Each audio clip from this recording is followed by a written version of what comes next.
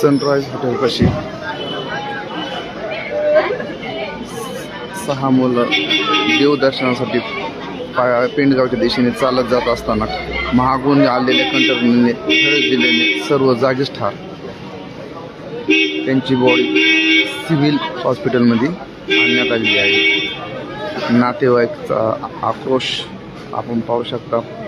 नातेवाईक त्यांचे जमा झालेले आहेत.